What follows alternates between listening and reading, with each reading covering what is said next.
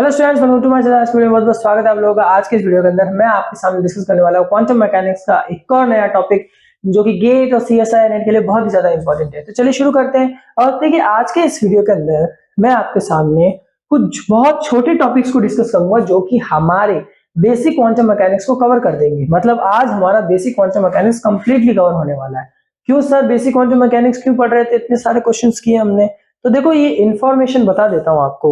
हमने अभी तक जो कुछ सीखा है, operators, Hermitian operators, bracket notation, Heisenberg uncertainty principle and anything we have learn, ये चीज याद रखिएगा कि ये सारे टूल्स हमने अब सीखे।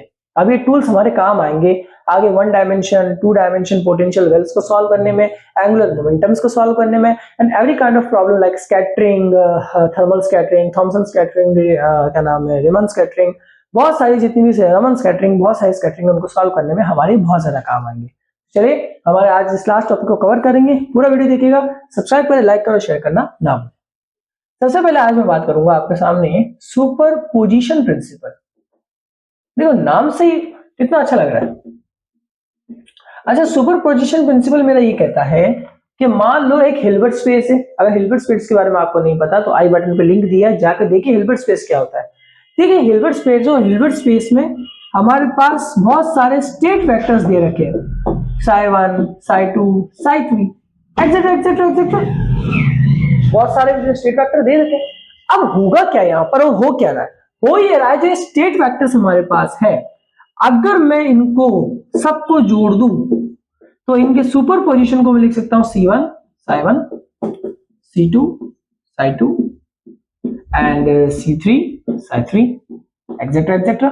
और अगर आपको याद हो तो हमें कहा जाता था कि हम सुपर पोजिशन की चीजों को अलजेब्रिक सम की फॉर्म में लिख सकते हैं, जो कि ये है I = 0 and sorry infinite Ci और phi I।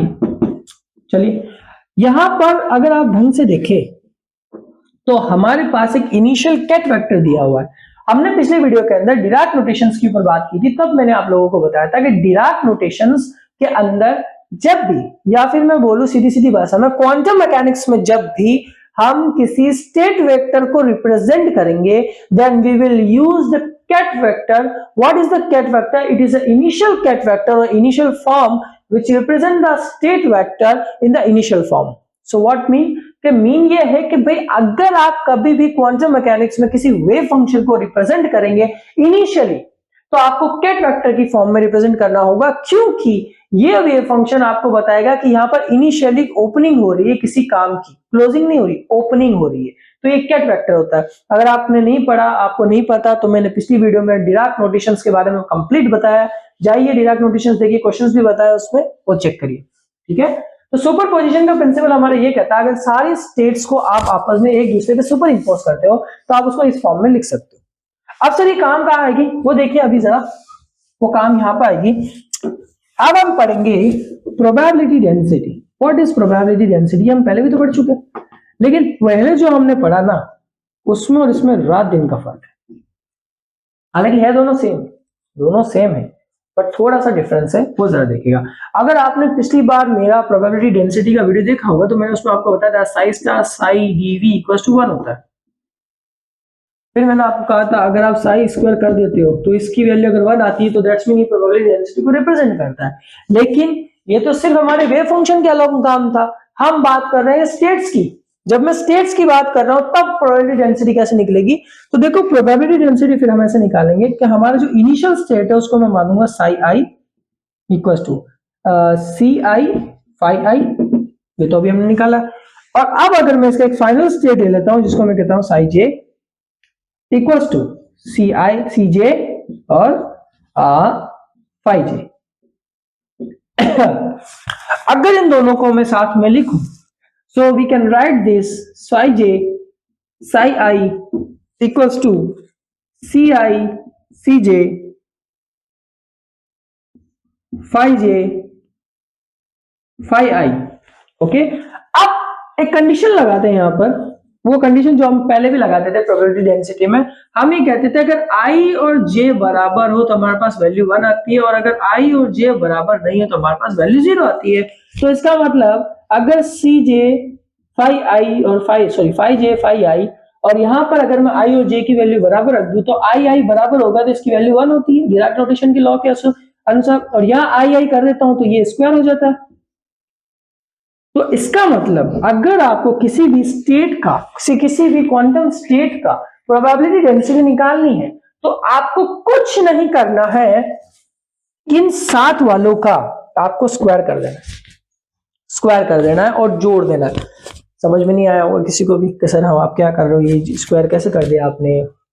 ये हमारे होते हैं ऑब्जर्वेबल्स। क्या होते हैं? ऑब्जर्वेबल्स। अभी मैंने आपको बताया नहीं ऑब्जर्वेबल्स, आगे बताता हूं। चलो इसी के अंदर बता देते हैं ऑब्जर्वेबल्स किसे कहते हैं। ऑब्जर्वेबल्स हमारे होते हैं measurable quantities. What? Measurable quantities. Which kind of measurable quantities? वो बोले वो कांस्टेंट्स है या फिर वो डायनामिकल वेरिएबल्स है, कांस्टेंट नहीं बोलेंगे सॉरी, वो डायनामिकल वेरिएबल्स है जिनको आप मेजर कर सकते हो, और ये एक फिजिकल क्वांटिटी होती है। जैसे कि मैं लिखता हूं ए साई, तो मेरा ए जो है वो एक फिजिकल क्वांटिटी है। क्या है? एक फिजिकल क्वांटिटी। और सबसे बड़ी बात, ये एक डायनामिकल वेरिएबल भी होगा। डायनामिकल वेरिएबल क्या होता है ये मैं पहले बता चुका हूं, मेरे ऑपरेटर्स के अंदर जाइए और चेक करिए कि डायनामिकल वेरिएबल क्या होता है। तो होगा क्या? ये एक मेजरेबल क्वांटिटी है। अब अगर क्वांटिटी मेजरेबल है दैट्स मीन वहां पर कुछ तो लगेगा, तो वहां ये लगाएंगे। इससे हम इसकी वैल्यू को फाइंड आउट करेंगे और ये जो हमारा केट होगा ये हमारे बहुत काम आएगा वहां पर। फिर हम इसको सॉल्व करेंगे और हम इसके आंसर्स निकालेंगे। ठीक है, लेकिन बात अभी यहां तक खत्म नहीं हुई क्योंकि हम अभी सिर्फ सेकंड स्टेप पे हैं। अब हमें ऑब्जर्वेबल को मेजर कैसे करते हैं वो भी तो सीखना पड़ेगा। हमने तो सिर्फ प्रोबेबिलिटी डेंसिटी में इसकी वैल्यू निकाल दी, ये वैसा भी तो बैठे हैं, इनको मेजर कैसे करेंगे वो देखिए। तो जरा देखना है। अच्छा एक चीज और, हमने ऐसे तो मेजर कर सकते हैं, इससे डायरेक्ट हमने प्रोबेबिलिटी डेंसिटी निकाल ली, ये तो डायरेक्ट मेजर हो गया, लेकिन मैं इसको एक तरीके से और मेजर कर सकता हूं, वो भी देखिए अभी आपको बता लेते हैं। चलो कुछ फॉर्मूलाज भी मेरे पास लिखे पड़े।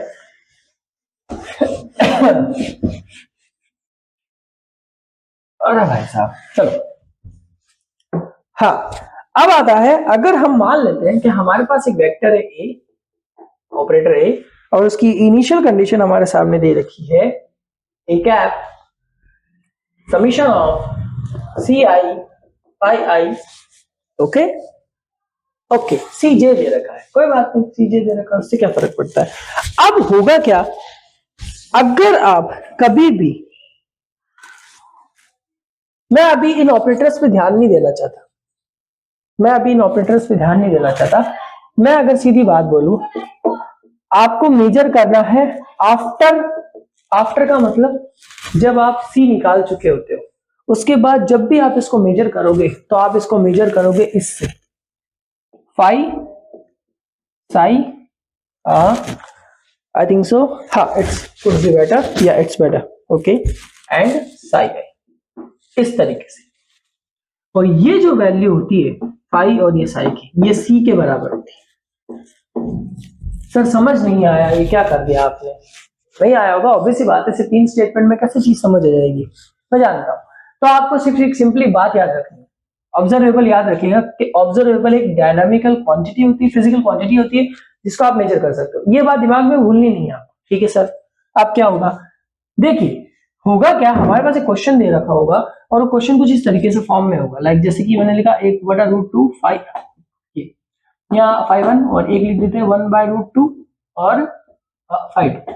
तो ये जो मेरा होगा ना, इसको मैं लिख सकता हूँ 5 साई 1/√2, और ये लिख सकता हूं मैं 5 साई 1/√2, ये लिख सकता हूं, या फिर इसको मैं लिख सकता हूँ C1 1/2 और C2 1/√2, मैं ये भी लिख सकता हूँ। होगा क्या, और मेरी क्यों काम आ रहा है और मैं क्यों कर रहा हूं, मान लेते हैं जैसे कि आपको मैंने हमेशा बताया है कि ये हमेशा ये जो होता है ना, ये साइन, ये वाला इस साइन पे फोकस कीजिए, ये इनिशियल कंडीशन को फॉलो अप करता है। इनिशियल किसी भी वेक्टर का हमें जो वेव फंक्शन, कोई भी वेव फंक्शन हमें दे रखा होगा, उसका इनिशियल फंक्शन हमें इस तरीके से रिप्रेजेंट दिया होगा। लेकिन अगर कभी कुछ ऐसा हो जाए कि हमारे पास कंडीशन दे देता है कि किसी टाइम टी पर आपको ये बतानी है, किसी टाइम टी पर, तो इनिशियली तो ये हो जाएगा फिर टाइम टी पर जो वेक्टर होगा यानी कि जो हमारा स्टेट वेक्टर होगा जो कि साई के फॉर्म में होगा उसको हमें फाइनल के लेकर इस तरीके से लिखना पड़ेगा इसके साथ में। ये मैंने जो साई आई लिखा है यानी जो सॉरी फाई आई लिखा है ये क्लोज कर रहा है इस कंडीशन को, ये यहां से स्टार्ट हुआ और यहाँ पे क्या हो रहा है क्लोज हो रहा है। ठीक है, इसको हमें याद रखना है, फिर उससे हम अपने क्वेश्चन को सॉल्व करेंगे। अब ये चीज अभी ऐसे समझ में नहीं आएगी, इसके लिए क्वेश्चन करना पड़ेगा, क्वेश्चन के अंदर आपको और ज्यादा क्लियर हो जाएगा। और एक मैं आपके सामने छोटी सी बात रखूंगा मैं, एक बहुत बड़े साइंटिस्ट है उनका नाम है रिचर्ड फीनमैन। उन्होंने एक बात कही थी, no one can understand quantum mechanics. अब रिचर्ड फीनमैन ने बात बोली तो मजाक में तो नहीं बोली, क्योंकि रिचर्ड फीनमैन का मुझे एक बहुत ही मशहूर डायलॉग है जो मुझे बहुत ज्यादा इंस्पायर करता है पढ़ने के लिए, वो ये था, study hard, study hard, okay, focus and study hard, hard study करनी है। हार्ड स्टडी क्यों बोल रहे हो सर, आज के जमाने में तो स्मार्ट स्टडी भी कर सकते हैं। देखो स्मार्ट स्टडी जैसा कुछ नहीं, धोखा है स्मार्ट स्टडी। अब आपने YouTube वगैरह पे बहुत सी वीडियोस देखी होगी जिसमें कहता है स्मार्ट स्टडी करिए, स्मार्ट स्टडी कीजिए। What is the meaning of smart study? क्या आप प्लस सीख के डायरेक्ट मल्टीप्लाई पे जंप कर सकते हो? मतलब आपने प्लस सीख लिया तो आप क्या डायरेक्ट मल्टीप्लाई पे जंप करोगे? तो माइनस कौन सीखेगा? स्मार्ट स्टडी में क्या होता है, स्मार्ट स्टडी में बच्चा एक टॉपिक पढ़ता है, दूसरे को छोड़ देता है, तीसरे पे फोकस करता है, कहता है जल्दी जल्दी कोर्स कवर हो जाएगा। It's not that kind of mean.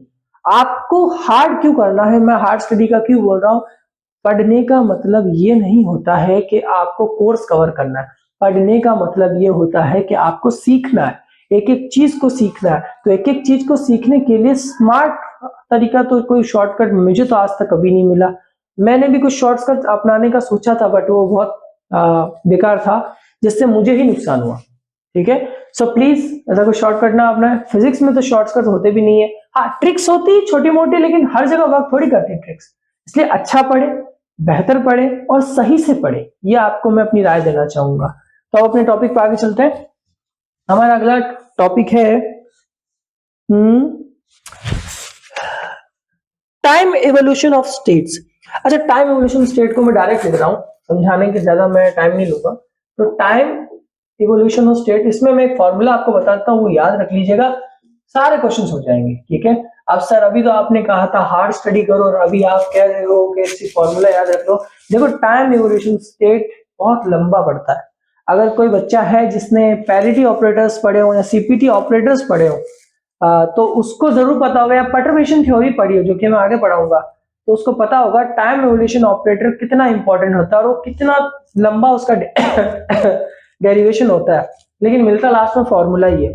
तो मैं आपको सजेस्ट करूंगा एक बार आप उसकी देखिए, क्योंकि मैं अपनी वीडियोस के अंदर सीएसआईआर नेट और गेट के पर्सपेक्टिव से पढ़ा रहा हूं, जहां पर मैं ज्यादा डीपली चीजों को डिस्कस नहीं कर सकता। करने बैठा तो ये एक वीडियो 1 घंटे की बनेगी, 2 घंटे की भी बन सकती है, तो ऐसा मैं नहीं कर सकता क्योंकि मैं बीएससी लेवल का नहीं पढ़ा रहा हूं, मैं पढ़ा रहा हूँ गेट एंड सीएसआईआर नेट। तो हमें सिर्फ टॉपिक वाइज चीजें पढ़नी है, ज्यादा डीप में नहीं घुसना है। ठीक है, तो टाइम इवोल्यूशन ऑपरेटर के लिए मैं यहाँ पे फॉर्मूला लगाऊंगा, ये टी होता है इक्वल्स टू ई की power minus iota h upon h cut t. ठीक है, okay, and sine t zero, क्योंकि टी बराबर 0 पर हम ले रहे होते हैं। सर ये समझ में नहीं आया, ये आपने क्या कर दिया, ये कहाँ काम आएगा? देखिए ये अभी काम आएगा, मैं अभी जस्ट ये लास्ट टॉपिक है हमारा, उसके बाद मैं क्वेश्चन करना स्टार्ट करूंगा। 3 क्वेश्चन से मैं लगभग आपको 2-3 क्वेश्चन से मेरे पास अच्छे वाले हैं, बहुत अच्छे क्वेश्चन है, उनका मैं प्रैक्टिस कराऊंगा तो आपको समझ में आ जाएगा हम क्या मतलब इतनी देर से क्या कर रहे हैं, मगजमारी क्या कर रहे हैं। तो आई होप सो ये हमारा टाइम एवोल्यूशन ऑपरेटर होता है, उसको हम रिप्रेजेंट करते हैं इस फॉर्म में और ये हमारे काम आएगा। और एक चीज और, H को हम E से भी रिप्रेजेंट करते हैं, याद रखिएगा E हमारा एनर्जी का फॉर्म होता है। तो कहीं कहीं पर अगर आपको E लिखा हुआ दिखे तो वहां पे डाउटफुल में ना रहे कि सर E कहां से आ गया, तो H हमारा टोटल एनर्जी होता है, इसलिए इसको ध्यान रखना है। ठीक है, चलिए क्वेश्चंस पे जंप करते हैं।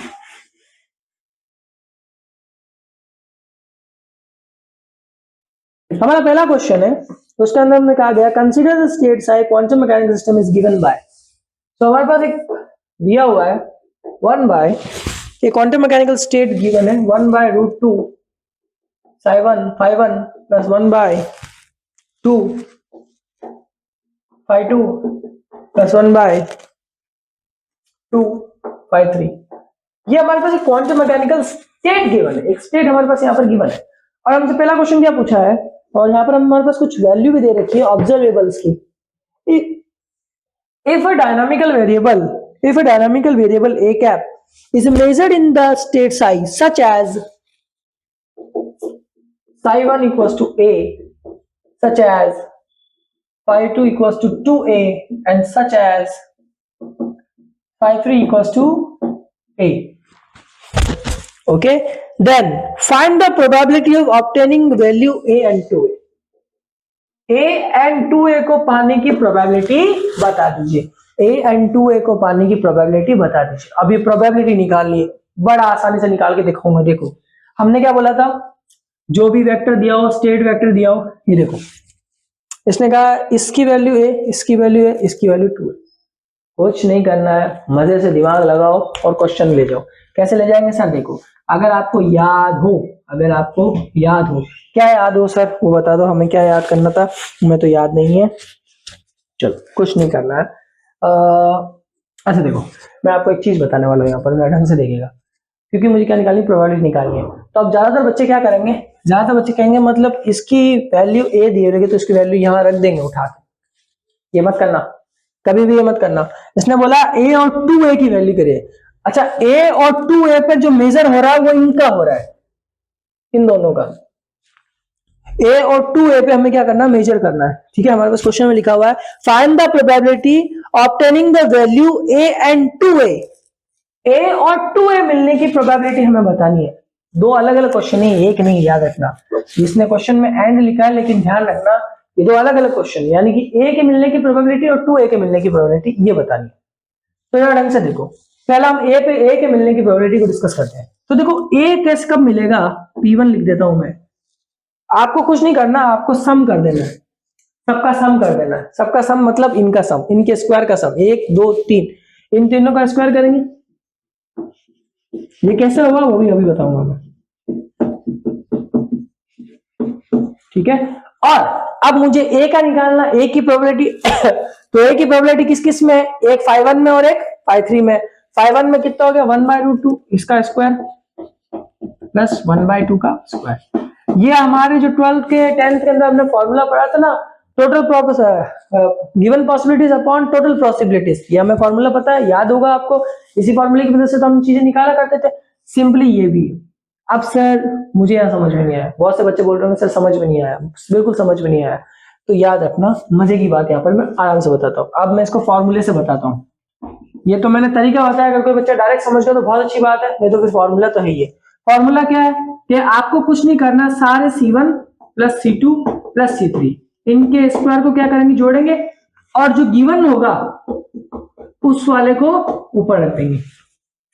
गिवन ये थे, टोटल ये थे, आपको ये लिखना और निकल जाएगी वैल्यू प्रोबेबिलिटी की। ये भी नहीं समझ आया सर, तो ये भी नहीं समझ आया तो देखो अब इन्हीं से देख लो। तो a बोला है तो a कहां पर है, a इसमें phi1 पे और phi2 पे, phi3 पे, तो करो भाई। तो phi1 का स्क्वायर प्लस phi3 का स्क्वायर और टोटल्स को जोड़ देंगे, phi1 phi2 phi3 टोटल कर देंगे। ये तीन तरीके मैंने आपको बता दिए और तीनों में एक ही काम हो रहा है, इनको जोड़ने का। सर प्रोबेबिलिटी, चलो 1/2 प्लस 1/4, हाँ सर 1/2 प्लस 1/4 प्लस 1/4। एलसीएम ले, इसका एलसीएम लेंगे तो कितना आएगा, 2/4, सॉरी 3/4, नॉट 2/4, 3/4। इसका एलसीएम लेंगे तो आएगा 2 प्लस 2 2 4 हो जाएगा, तो 4/4। ये कैंसिल आया, आंसर आया 3/4। देखो इसका एलसीएम लेंगे तो 2 होगा, 1 आएगा, इसका एलसीएम लेंगे तो 2 आएगा, 1 1 4 हो जाएगा। तो हमारे पास इसकी पहली प्रोबेबिलिटी a को फाइंड करने की कितनी आई, वो 3/4। तो 2a को फाइंड करने की प्रोबेबिलिटी कितनी होगी, 2a को कुछ नहीं करना, सिर्फ यही तो रखना, ये 1/√2 हटा दो, इसका कोफिशिएंट तो यही है, आंसर यही है। चलो भाई निकाल दो हाथों हाथ इसकी प्रोबेबिलिटी से, तो निकाल देते हैं, जल्दी निकाला तो 1/4। और इसका तो अभी हमने निकाला कितना होगा 1/4 कैंसिल, टोटल कितना हो गया 1/4। अगर आप ढंग से देखो तो पिछले वाले की तो निकली थी 3/4, इस वाले की निकली 1/4, दोनों को जोड़ा तो आंसर आया 1। और अगर आपको याद हो तो ये चीज हम पहले भी पढ़ चुके हैं कि प्रोबेबिलिटी डेंसिटी में हमेशा आंसर कितना आता है 1 आता है। क्या ये बात सच होगी? ठीक है, आई होप सो आपको समझ आया होगा। तो ये था हमारा पहला क्वेश्चन जिसके अंदर हमने निकाल दी प्रोबेबिलिटी डेंसिटी। अब हमसे बोला सेकंड क्वेश्चन में what are the state immediately after measurement with result a and 2a। Measurement करना है रिजल्ट्स का, क्या करना है मेजरमेंट करना है। तो देखो रिजल्ट का मेजरमेंट कैसे करते हैं, ए एंड 2a के अंदर अब हमें स्टेट का मेजरमेंट करना है।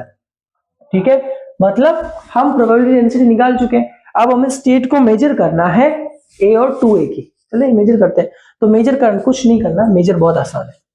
जब मैं ए पे बात कर रहा हूं तो मैं सिर्फ देखा मैंने कि ए इन पे इन दोनों पे लाई कर रहा है, इन दोनों की तो वैल्यू दे रखी थी, मैंने मिटा दी है, सॉरी मैं लिख देता हूं कि 5(1) ए 5(2) 2a और 5(3) ए। ठीक है, तो अब मुझे सिर्फ अभी ए पे बात करनी है। तो देखो मेरा इनिशियल स्टेट वेक्टर तो ये, मैं मेजर कर रहा हूं किसको 5(1) को, तो मैं उसको यहां लिखूंगा। तो उसको मेजर कर रहा हूं तो उसकी क्वांटिटी कितनी है 1/√2 रखो सर।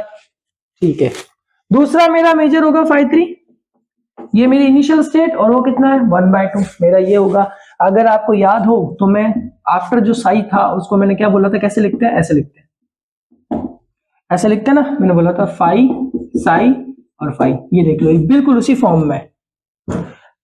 तो इसका मतलब इनकी वैल्यूज ये है, और मैंने लिखने का तरीका भी आपको बता दिया कि इसको स्टेट वेक्टर्स की फॉर्म में कैसे लिखते हैं।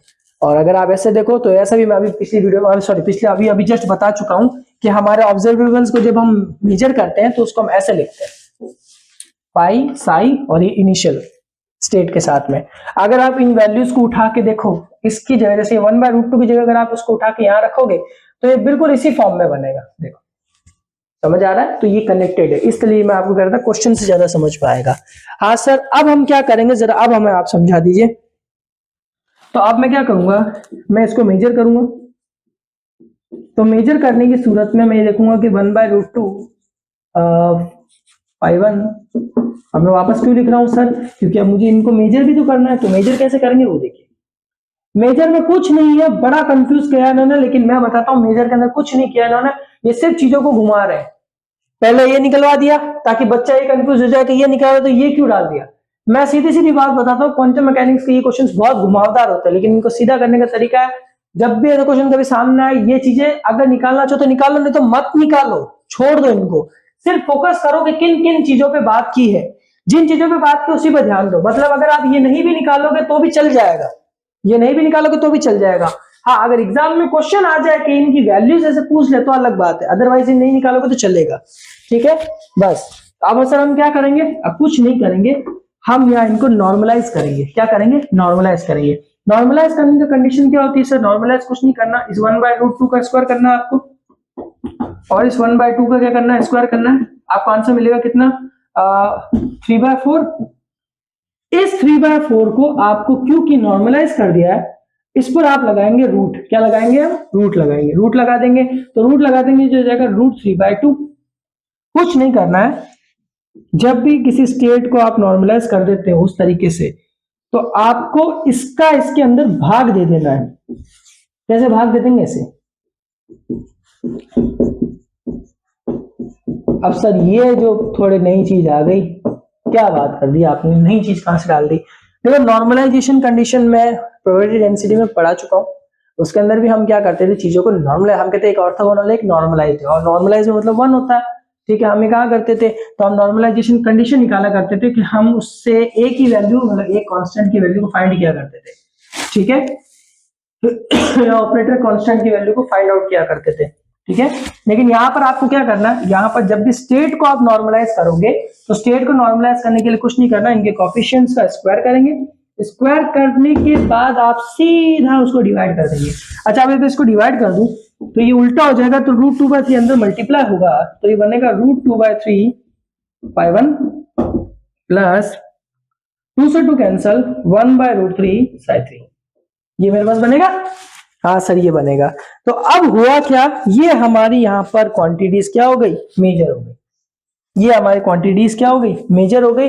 यानी कि अब हमारे पास जो मेजरेबल क्वांटिटीज की वैल्यू आई है वो ये आई, √2/3 और 1/√3। ठीक है, ये चीज हमारे साथ हुई है। बहुत आसान तरीके से समझा रहा हूँ, धीरे धीरे समझा रहा हूँ, ज्यादा जल्दी नहीं कर रहा, हर चीज को साथ में लेके मैं कर रहा हूँ। तो ये आपका क्वेश्चन कवर हुआ, काफी बहुत थोड़ा लेंथी क्वेश्चन था मेरे लिए भी और आपके लिए भी, लेकिन इसने हमारे हर ऑब्जर्वेबल्स के डाउट को क्लियर कर दिया। मैंने तो कर दिया, आपके नहीं किया है मुझे बताएं कमेंट के अंदर। पर्सनली आप इंस्टाग्राम पे मुझे मैसेज भी कर सकते हैं और मेरे यूट्यूब के अंदर कमेंट जरूर करें। और अगर आपको कोई डाउट हो प्लीज कमेंट थोड़ा ढंग से करें, मतलब वैसा कमेंट ना करें जो बहुत भद्दा हो। आपको अगर मेरी वीडियो अच्छी नहीं लगती है कोई बात नहीं, मैं मना नहीं करूंगा, हर बंदे को, हर टीचर, हर बच्चा, हर बंदा अच्छा नहीं लगता, बट प्लीज कमेंट मर्यादा में रहकर करिएगा प्लीज, क्योंकि अगर कोई बंदा देखे तो वो ये ना सोचे कि आपके बारे में गलत ना सोचे, मेरे बारे में नहीं, वो आपके बारे में, आपकी सोच के बारे में गलत सोचेगा कि इसकी सोच कितनी घटिया है। ठीक है, कमेंट, अगर आपको सवाल पूछे तो आप जरूर पूछे, मैं आपका जवाब दूंगा। अगर जल्दी नहीं दे सका लेकिन दूंगा जरूर, ये बात फिक्स है, आपका जवाब जरूर आपको मिलेगा। और क्वेश्चन अगर आपको कोई डाउट है, कोई पर्सनल डाउट है, सर मुझे क्वेश्चन समझ नहीं आ रहा, मैं पढ़ाई कैसे स्टार्ट करूं वगैरह, आप इंस्टाग्राम पर भी मुझसे कनेक्ट कर सकते हैं। इवन आप मुझसे टेलीग्राम चैनल है उसको ज्वाइन करें, उसके अंदर भी मैं क्वेश्चन डालता रहूंगा और आप उसको देख सकते हैं। ठीक है, अब हमारा एक और क्वेश्चन है जिसके अंदर हमारे सामने दिया हुआ एक state vector psi equals to 1/√5 phi I minus iota √5 phi2 plus a phi3। अब हमसे बोला है if psi is normalized then find the probability of finding phi1 phi2 and phi3।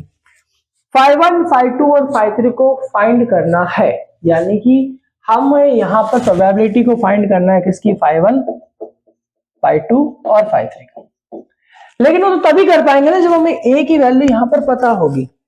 तो इसके लिए मैंने आपको अभी कंडीशन लिखवाई थी कि सी स्क्वायर की वैल्यू हमेशा 1 होती है, यानी कि इन सबको जोड़ोगे तो इसकी वैल्यू कितनी आएगी, 1 आएगी। ये बात अभी मैं आप पिछली वीडियो पे, पिछला भी क्वेश्चन था उसमें भी मैंने प्रूफ किया था, 3/4 + 1/4 हमेशा कितना होगा, 1 होगा। ठीक है, तो इसका मतलब 1/√5 का स्क्वायर प्लस आयोटा √5 का square plus a equal to 1। Okay, यहाँ माइनस आएगा। इसमें हमसे प्रोबेबिलिटी पूछी है, नाउ लेट मी, हाँ ठीक है प्रोबेबिलिटी पूछी है, इसमें मैंने डाउट था मुझे कुछ और पूछ रहा है। ओके, इसमें से प्रोबेबिलिटी पूछी, तो देखो ये हो जाएगा 1/5। आयोटा स्क्वायर की वैल्यू कितनी होती है, -1 होती है, और ये ऑलरेडी माइनस में है तो ये माइनस माइनस प्लस हो जाएगा, तो हमारे पास बचेगा कितना, 1/√5 हो गया 1/5, ये मेरे पास कितना हो गया, ये कितना हो जाएगा 1, ये अगर देखो तो हो जाएगा 2/5, ये हो जाएगा a plus a equal to 1, तो a मेरा कितना हो जाएगा 1 - 2/5, तो a मेरे पास कितना होगा 3/5। लेकिन ये a स्क्वायर होगा, तो a स्क्वायर होगा, सॉरी ये स्क्वायर होगा, इसका मतलब यहाँ पे रूट आएगा, √3/5। ये √3/5 मेरी यहाँ पर वैल्यू आएगी, क्या वैल्यू आएगी, √3/5। So what kind of things, यहाँ पर हम क्या कर रहे हैं, √3/5 हमारे पास a की वैल्यू है। अच्छा, √3/5 वैल्यू तो आ गई सर, प्रोबेबिलिटी तो अभी निकाली नहीं, प्रोबेबिलिटी कुछ नहीं करना है sir.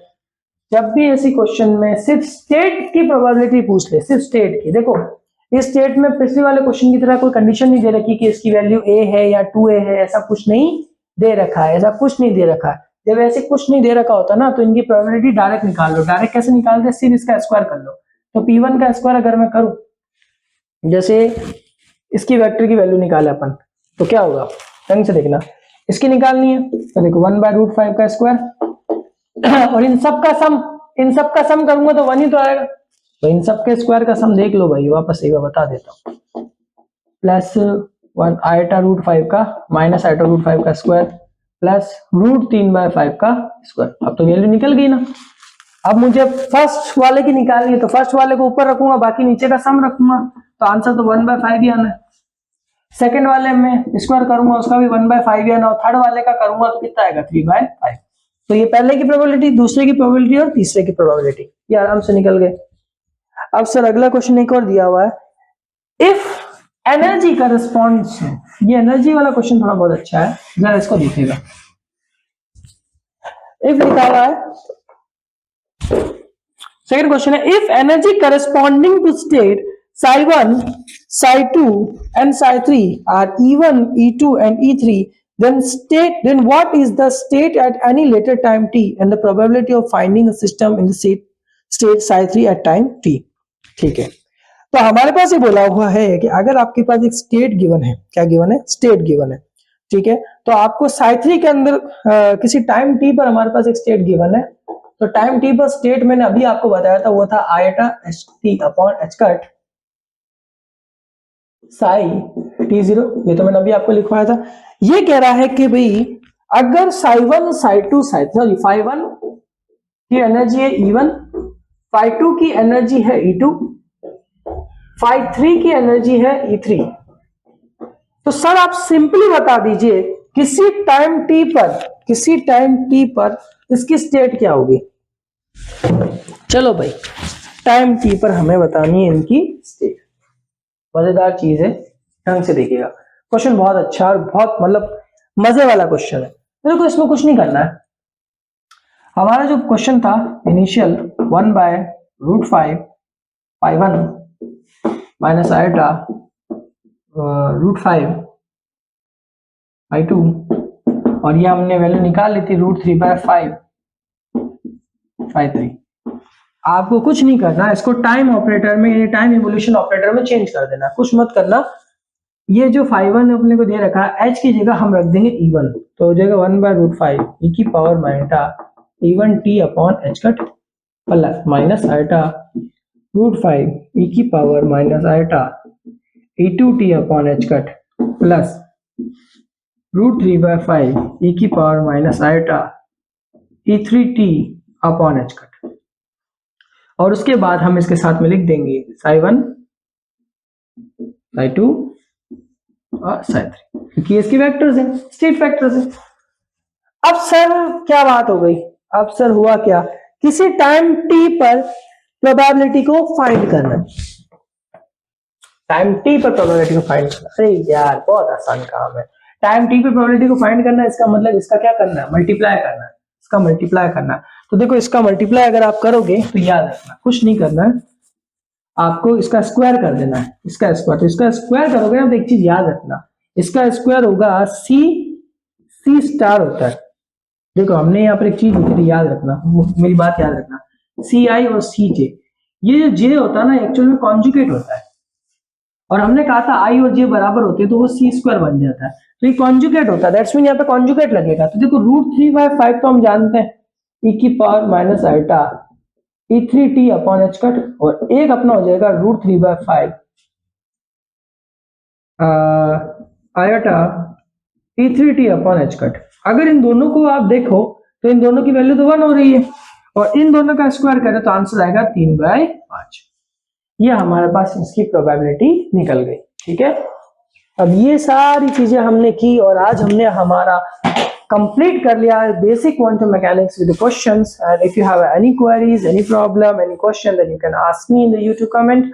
So I just want to tell you one thing, अब हम स्टार्ट करेंगे एक बहुत ही ज्यादा कॉम्प्लिकेटेड सीरीज को जिसका नाम है पोटेंशियल वेल्स। नेक्स्ट वीडियो में मैं पहले डिस्कस करूंगा, कम से कम 15 से 20 मिनट मुझे लगेंगे डिस्कस करने में पोटेंशियल वेल्स क्या होता है, उसके बाद ही मैं आगे के क्वेश्चंस को डिस्कस करूंगा और हम उसको टेक करेंगे। सब्सक्राइब करें, लाइक करें, शेयर करना ना भूलें मेरी इस वीडियो को, और यार फैला दो, क्योंकि मैंने देखा है YouTube पर अभी तक कोई भी CSIR नेट की और गेट की कंप्लीट सीरीज अवेलेबल नहीं है। मैं आपको दे रहा हूं कंप्लीट सीरीज, वो भी बिल्कुल फ्री। कैसे? मेरी रेगुलर वीडियोस आ रही है क्वांटम मैकेनिक्स, अब हम लगभग अगले 2 महीने में पूरा क्वांटम मैकेनिक्स कवर कर लेंगे, लगभग फरवरी एंड तक मैं क्वांटम मैकेनिक्स को पूरा कवर कर चुका हूँ। फिर हम स्टार्ट कर देंगे मैथमेटिकल फिजिक्स, फिर हम उसके बाद हम स्टार्ट कर देंगे क्लासिकल मैकेनिक्स, फिर धीरे धीरे हम इन सब चीजों को कवर करते हुए चलेंगे। एंड देन आफ्टर इस साल के अंदर अंदर 2026 के अंदर मेरा क्राइटेरिया है कि मैं 2026 के अंदर अंदर पूरी फिजिकल साइंस को कवर कर लूं। तो इसके लिए आपको मेरे चैनल से जुड़ना पड़ेगा। रिकमेंड कीजिए अपने दोस्तों को मेरा चैनल, जिसके अंदर मैं बहुत सारी वीडियोस लेकर आ चुका हूं। कोई डाउट अगर आपको फिजिकल साइंस की CSIR नेट और गेट की अभी तक कोई भी सीरीज कंप्लीटली अवेलेबल नहीं है यूट्यूब पे, आप मेरी सीरीज कंप्लीट है जिसके अंदर मैं हर लेक्चर को डेफिनेट तरीके से लेकर आ रहा हूं। प्लीज सब्सक्राइब करें, लाइक करें और शेयर करना ना भूलें। मिलता है नेक्स्ट वीडियो में। सब्सक्राइब करें, लाइक करें और शेयर करें।